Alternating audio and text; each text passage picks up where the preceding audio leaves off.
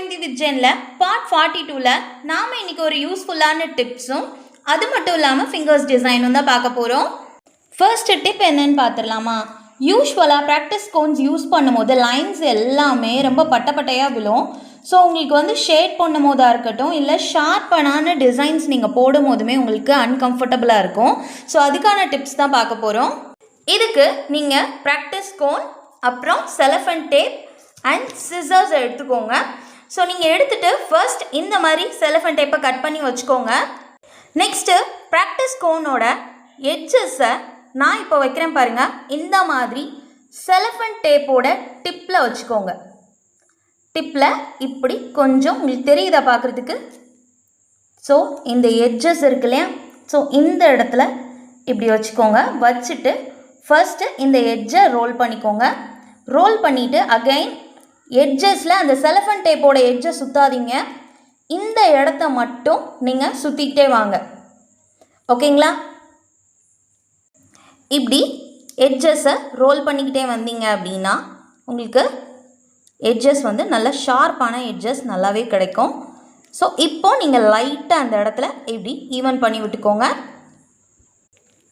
இது ஃபர்ஸ்ட்டு நான் practice cone வச்சு போட்டது. இது நான் எட்ஜஸை ஷார்பன் பண்ணதுக்கப்புறம் போடுறேன் பாருங்கள். உங்களுக்கு டிஃப்ரென்ஸ் தெரியுதா? கேமராவில் எந்த அளவுக்கு தெரியுதுன்னு தெரியல, பட் நேரில் பார்க்குறப்போ நல்லாவே டிஃப்ரென்ஸ் தெரியுது. நெக்ஸ்ட்டு நம்ம ஃபிங்கர்ஸ் டிசைன்ஸ் தான் பார்க்க போகிறோம். ஸோ அதுக்கு நான் ஃபிங்கர்ஸ் ஷேப்ஸ் ட்ரா பண்ணி வச்சுக்கிட்டேன். ஸோ ட்ரா பண்ணிவிட்டு இப்போது இதில் லைன் ட்ரா பண்ணிக்கோங்க. 1 2 again 3 again 4 and 5 again 6 lines draw பண்ணிக்கோங்க. ட்ரா பண்ணிவிட்டு தேர்ட் அண்ட் ஃபோர்த்து திக் லைனாக கன்வெர்ட் பண்ணிக்கோங்க. இதே மாதிரி கொஞ்சம் டிஸ்டன்ஸ் விட்டு இந்த இடத்துலையும் ட்ரா பண்ணிக்கோங்க. ட்ரா பண்ணதுக்கப்புறமா இந்த லைன்ஸ்க்கு மேலேயும் கீழேயும் ஹம்ஸ் ட்ரா பண்ணிக்கோங்க.